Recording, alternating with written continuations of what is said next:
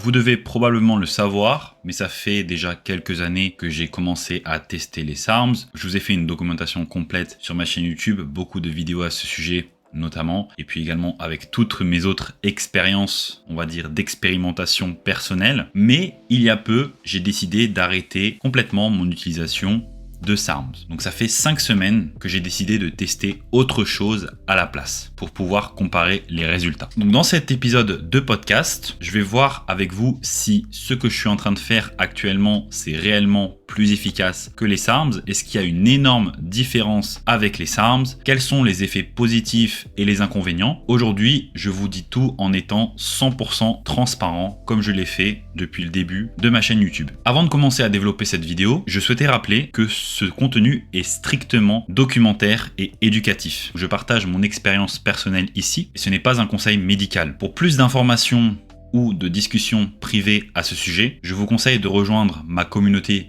Discord et ou mon Telegram qui sont disponibles en description de cet épisode de podcast si vous le regardez sur YouTube. Ou alors vous pouvez m'envoyer un message privé sur mon compte Instagram, donc PGSarms, pour pouvoir en discuter plus en profondeur. Avant de vous expliquer quelle est mon expérience actuelle, ce que je fais depuis 5 semaines, je vais vous remettre un peu dans le contexte. Pour ceux qui n'ont pas vu tous les autres épisodes de la série de podcasts, je vous recommanderais fortement de les regarder puisque ça va vous expliquer en détail en fait toute mon histoire jusqu'à présent, toutes les expérimentations que j'ai pu faire, les points positifs, les points négatifs, et également mon background personnel, pourquoi j'ai décidé de commencer à tester les SARMs personnellement, qu'est-ce que j'en ai retenu, et puis tout cela dans les épisodes. J'ai parlé également de mon expérience avec les nootropics, avec plein d'autres sujets différents. Donc voilà, au départ, pour rappeler à ceux qui n'ont pas vu les épisodes, moi personnellement les SARMs, j'ai commencé à les tester, non pas dans un but forcément d'améliorer mes performances ou mon physique, non pas dans un but de passer un palier de stagnation fortement, puisque je n'avais pas forcément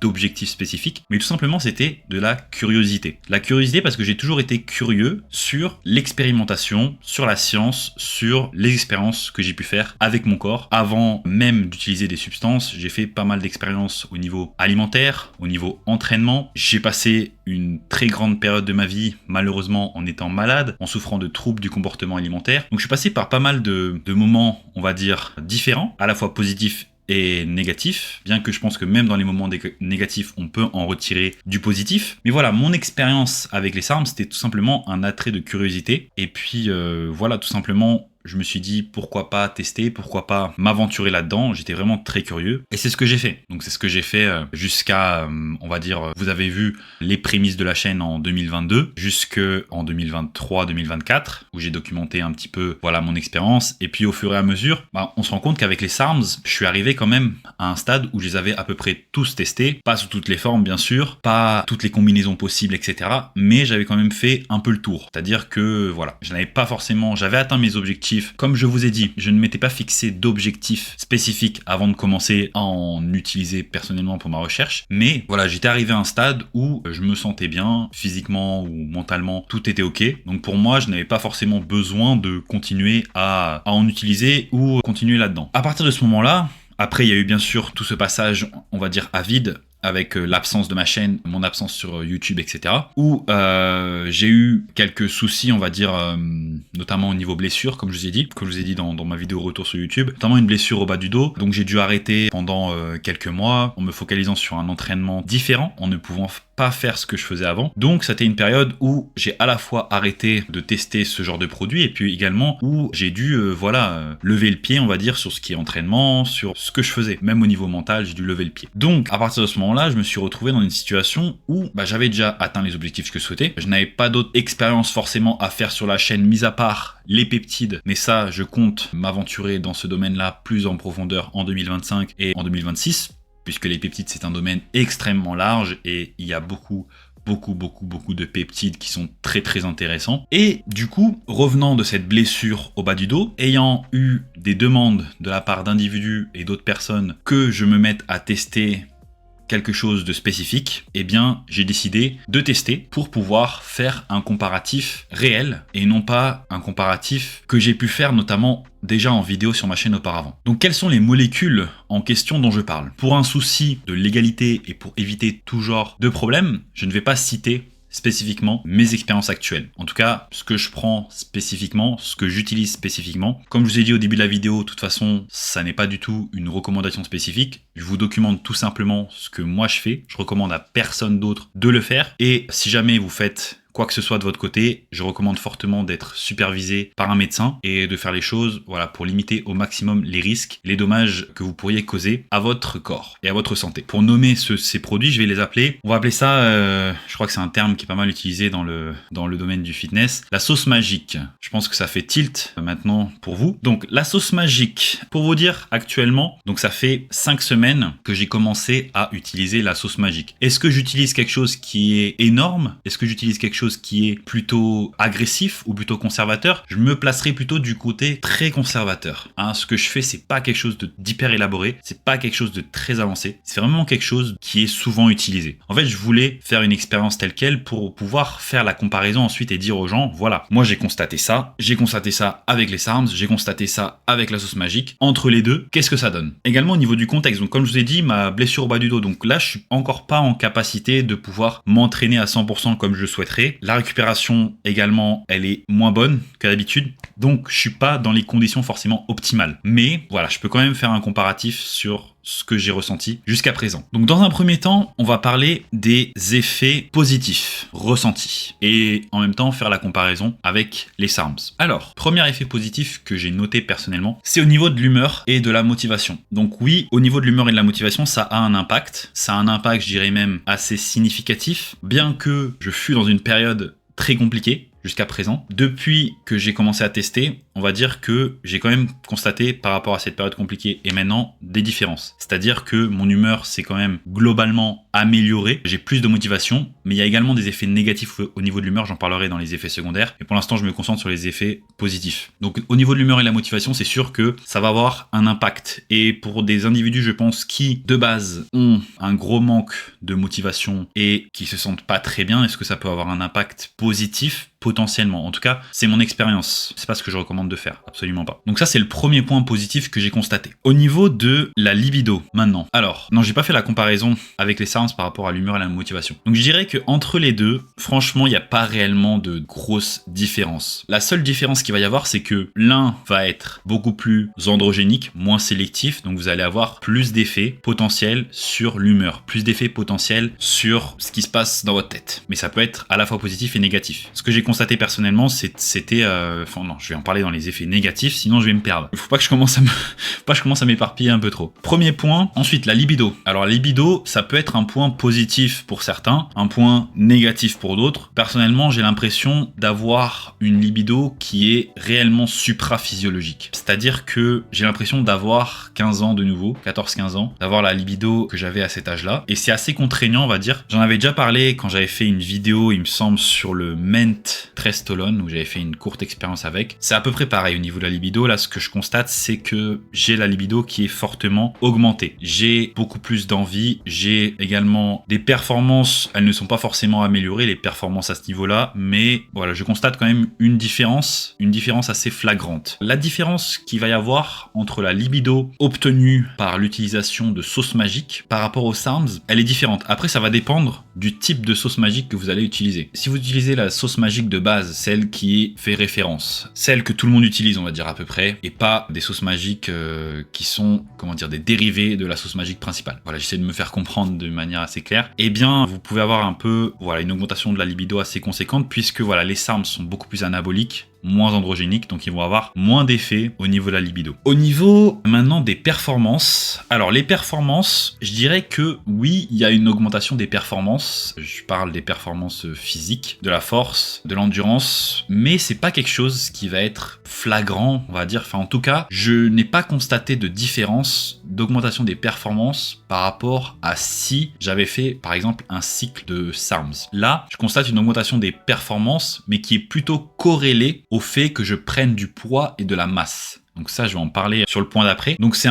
un peu comme avec j'avais fait, quand j'en avais parlé du SARM LGD 4033, donc une augmentation de la force corrélée à la prise de masse ou la prise de poids. Là, c'est à peu près pareil. J'ai une augmentation de la force, significative, mais c'est pas non plus quelque chose hors norme. C'est pas comme avec du RAD 140 par exemple. C'est quelque chose qui est quand même assez significatif, je me répète, mais c'est pas non plus quelque chose de waouh, j'ai pris 30 kilos sur tel exercice. Et en plus, comme je suis blessé, j'ai pas récupéré à 100%, voilà, je peux pas forcément constater une prise de force significative puisque je ne fais pas réellement d'exercice axé force, on va dire. C'est-à-dire que avant, je faisais pas mal d'exercices de force, d'exercices où on peut mettre du poids, on peut mettre de la force. Là, je fais des exercices quand même un peu de force, mais je dois m'adapter. Je peux pas faire des... Voilà, pour être 100% transparent et honnête avec vous. Donc ça, c'est au niveau des performances. Ensuite, au niveau des gains. Alors, les gains musculaires, gains de poids. Donc, j'ai commencé l'expérience à un poids de 83 kg 500. Il y a 5 semaines, exactement. Aujourd'hui, je me suis pesé. Donc, je me suis pesé, c'est pas forcément un poids qui est très représentatif parce que je me suis pesé après manger, je me suis pas pesé ce matin. C'est la seule fois où j'ai oublié de le faire. Donc aujourd'hui j'étais à 91,4 kg. Donc 91,4, si on fait, je vais vous faire le calcul. Alors 91,4 moins 83,500. Donc ça fait, voilà, 7 kg 900. Si on enlève un peu le poids de ce que j'ai mangé, etc., on va dire dans les 90. Donc ça veut dire j'ai pris un peu plus de 1 kg par semaine. Est-ce que c'est 100% du gain musculaire? Absolument pas. Absolument pas. On va venir après dans les effets secondaires, mais voilà, on constate quand même une augmentation de poids assez significative. Alors que lorsque on fait un cycle de SARMS classique, eh bien, on va pas forcément avoir autant de rétention d'eau, autant de rétention azotée intramusculaire. Je pense que c'est ce qui se passe parce que sinon, j'arriverai pas à expliquer cette prise de poids aussi rapide. Donc voilà, au niveau du poids, voilà ce que j'ai constaté. Pour quand même être clair, je continue à expérimenter avec le MK677. Donc il y a aussi le MK677 qui fait prendre du poids potentiellement ici. Je l'ai pas mentionné, mais voilà. Le MK677 n'est pas un SARM, hein, je vous rappelle. Mais en tout cas, c'est ce que j'ai pu constater. Ensuite, on va passer aux effets secondaires. Je pense la partie la plus importante parce que c'est selon moi quelque chose qui n'est pas négligeable ici. Premièrement, point négatif. Au niveau des effets secondaires, je vous ai parlé dans les effets positifs de l'humeur. Eh bien, l'humeur revient aussi dans les effets négatifs. J'ai constaté beaucoup plus d'irritabilité, beaucoup moins de patience, beaucoup plus d'impulsivité. J'ai constaté une humeur vraiment en montagne russe. Donc, c'est-à-dire que tout ce qui va être positif va être accentué. Les humeurs positives sont accentuées, mais malheureusement, les humeurs négatives également sont accentuées. Beaucoup plus d'impulsivité, je vous ai dit. Je suis pas quelqu'un forcément de très impulsif de base, bien que parfois je peux l'être. Mais là, je constate vraiment une irritabilité et une impulsivité que je n'ai jamais constaté auparavant, même sous RAD 140. Donc c'est pour vous dire que à ce niveau-là, je suis quand même assez surpris. Parce que je suis pourtant sur des composés qui sont censés ne pas avoir ces effets secondaires négatifs là. En tout cas, j'ai fait beaucoup de recherches, j'ai pas trouvé grand chose à ce niveau-là, mais c'est ce que je constate personnellement. Je suis assez choqué à ce niveau-là. Et les humeurs en montagne russe, c'est quand même quelque chose qui est assez contraignant parce que en prenant des SARMS par exemple, ce que j'avais constaté, c'était que mon humeur était meilleure que d'habitude, mais elle était assez constante au quotidien. C'est-à-dire qu'il n'y avait pas énormément trop de fluctuations, mis à part avec le RAD 140. Ici, mon humeur, elle peut être au top un jour, alors que le lendemain, je peux être limite dans mon lit, pas capable de me lever et être déprimé. Et le lendemain, être super motivé, faire un entraînement de fou et voilà. Donc moi personnellement, je n'aime pas ça du tout parce que j'aime avoir quelque chose de prédictible. Et là, il y a vraiment beaucoup d'imprédictibilité. Deuxième effet secondaire négatif que j'ai constaté, c'est énormément de fatigue, beaucoup plus que d'habitude. Donc je ne sais pas si c'est que mon corps, du fait de prendre autant de poids aussi rapidement, c'est lié à ça. J'ai constaté au niveau de la tension artérielle, donc j'ai pas eu une augmentation significative de la tension artérielle, mais j'ai eu quand même une augmentation du rythme cardiaque, une augmentation légère de la tension, et aussi beaucoup plus, je dis ça comme si je n'arrivais plus à respirer, mais non. En tout cas, un travail respiratoire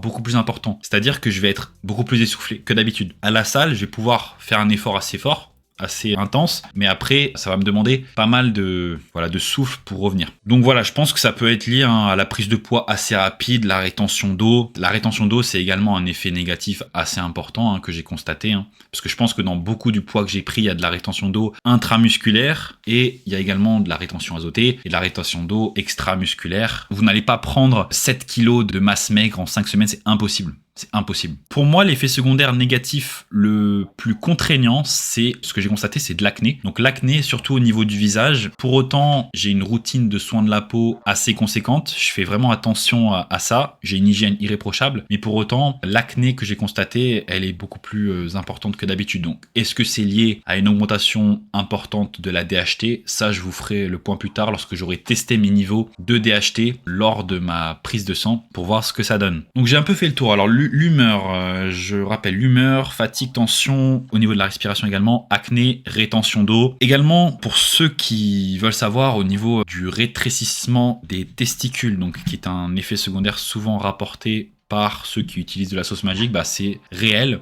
C'est pas quelque chose qui, pour l'instant, après 5 semaines d'utilisation, est marqué, mais c'est quelque chose qui se constate quand même pas mal par rapport à des composés comme les SARMs, par exemple. Personnellement, j'ai jamais constaté de rétrécissement avec les SARMs. Là, c'est beaucoup plus marqué. Après, ça peut être contré en utilisant certains composés, mais là, j'ai voulu tester pour voir vraiment ce que ça donnait et me faire un avis dessus. Ensuite, pour ce qui est de la gynécomastie, je n'en ai pas et je pense ne pas risquer d'en avoir parce que je prends mes précautions à ce niveau-là aussi. Au niveau des composés, au niveau des protections. J'ai constaté par contre au niveau du sommeil, une qualité de sommeil très affectée. Moi je suis quelqu'un de très sensible au niveau du sommeil, je vous l'avais déjà dit auparavant. Là, mon sommeil est affecté. Sommeil de moins bonne qualité, plus de mal à s'endormir, plus chaud la nuit, plus de réveils nocturnes. C'est pas un sommeil catastrophique, mais c'est quand même un sommeil qui est perturbé. Donc ça peut être lié à l'augmentation tout simplement du niveau d'androgène dans le corps. L'augmentation du niveau d'androgénicité va faire que vous allez être beaucoup plus alerte. On va dire les androgènes ne vont pas vous calmer. J'ai noté également une accentuation des traits de personnalité, c'est-à-dire que, mis à part l'impulsivité, l'agressivité et l'irritabilité qui peuvent venir en plus, si vous êtes quelqu'un qui est très sociable, extraverti, vous allez l'être encore plus. Par contre, si vous êtes quelqu'un qui, comme moi au contraire, introverti, qui ne s'ouvre pas forcément beaucoup aux autres, vous allez l'être encore plus. J'ai pensé avant de commencer que justement j'allais pouvoir être plus extraverti et pouvoir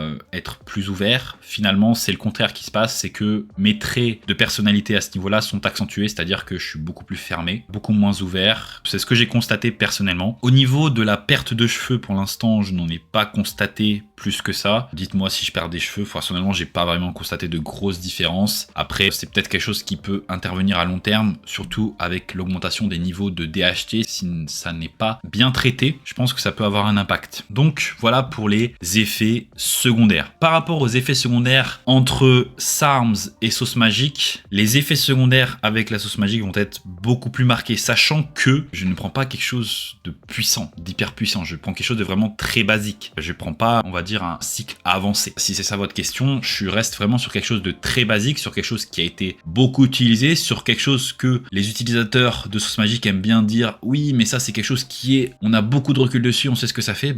Personnellement, moi, il y a des choses, je ne savais pas que ça allait me les faire. Pour autant, je m'étais bien renseigné dessus, comme je vous ai dit. Vous allez avoir, on va dire, avec la sauce magique, beaucoup plus d'effets secondaires, beaucoup plus marqués qu'avec les SARMs. Mais ça s'explique très très simplement. En fait, ça s'explique très simplement par le ratio anabolique androgénique. Beaucoup d'individus vont dire oui, mais le ratio anabolique androgénique, c'est pas quelque chose qui est fiable, on peut pas s'y fier, etc. Parce qu'on s'est rendu compte qu'avec certains composés, c'était pas valable, c'était pas quelque chose de fiable. Peut-être qu'avec certains composés, ça n'est pas fiable, mais je pense qu'avec la majorité des composés qui sont mis en avant, on peut s'y fier fortement. Vous prenez tout simplement la sauce magique de base, qui a un ratio 100%, donc 100 sur 100, c'est-à-dire 100 en anabolique, 100 en androgénique. Et vous prenez un SARM comme le LGD qui va avoir un ratio anabolique, attendez, je vais rechercher directement, parce que je l'ai plus en tête, LGD 40-33 anabolique ratio, donc 500 sur 1. 500 sur 1 pour le LGD 40-33, c'est-à-dire que ça a 5 fois les effets anaboliques pour 100 fois moins d'effets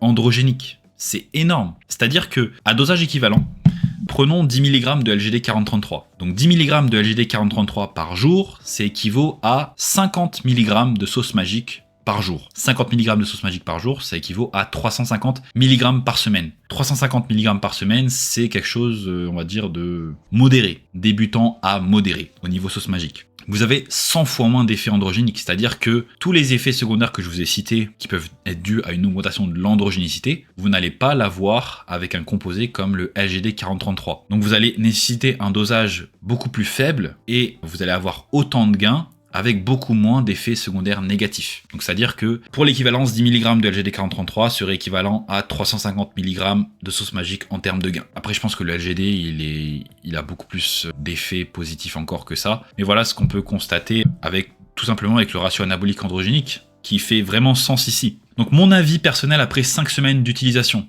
Donc 5 semaines d'utilisation, je dirais que c'est quand même assez tôt pour se faire un avis définitif sur ces composés-là. Personnellement, comme je vous ai dit, il y a beaucoup plus d'effets secondaires négatifs et rapportés qu'avec mon utilisation de SARMs. C'est-à-dire qu'avec les SARMs, j'ai eu des effets secondaires négatifs, mais de manière beaucoup moins marquée. Là, j'ai vraiment l'impression d'avoir plus d'effets secondaires négatifs actuellement. Deuxième point, les gains sont rapides. Vous prenez du poids rapidement, ça, il n'y a pas de souci. On prend du poids assez vite, mais ça peut avoir des conséquences, comme je vous ai dit. Rétention d'eau, tension artérielle, etc. Donc, plus vous prenez du poids rapidement et plus vous vous exposez à des risques. C'est comme ça. Et est-ce que dans tout ce poids que j'ai pris, c'est 100% de gain musculaire? Absolument pas. J'ai une augmentation des performances, mais j'ai pas des performances qui vont être supérieures ou ultra supérieures à ce que j'aurais pu avoir avec un cycle traditionnel, on va dire, de SARMs. Donc, pour moi, personnellement, les SARMs, pour l'instant, restent mon option privilégiée, on va dire, en termes de choix, en termes de ressenti. Après, comme je vous ai dit, 5 semaines, c'est tôt pour ressentir réellement des effets, constater une différence entre l'un et l'autre. Mais voilà, moi, je souhaitais être 100% transparent et honnête avec vous. C'est pour ça que je fais cet épisode de podcast pour vous faire un point par rapport à ce que je fais. Donc oui, j'arrête les SARMs.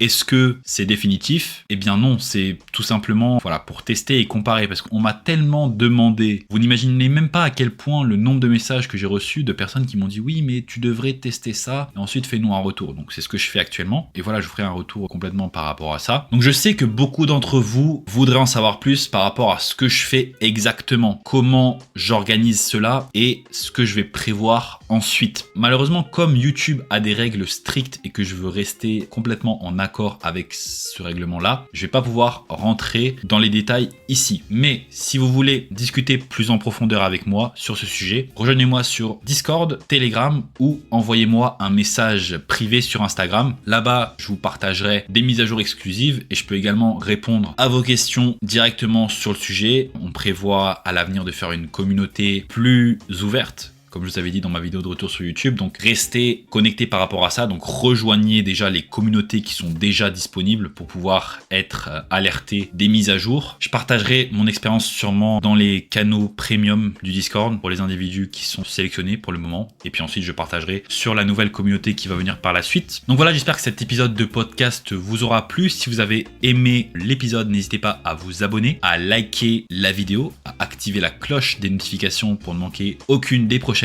vidéo. Dites-moi en commentaire si vous avez déjà testé les SARMs ou la sauce magique. Donnez-moi votre expérience personnelle avec. Je serai très intéressé pour en savoir plus. Également, n'hésitez pas à me contacter directement si vous avez des choses à me dire par rapport à ça ou vous avez des questions spécifiques. Je pourrais vous répondre. Et puis, on se retrouve très vite. À bientôt sur la chaîne pour une nouvelle vidéo ou pour un nouvel épisode de podcast. Allez, salut les gars. Bye bye.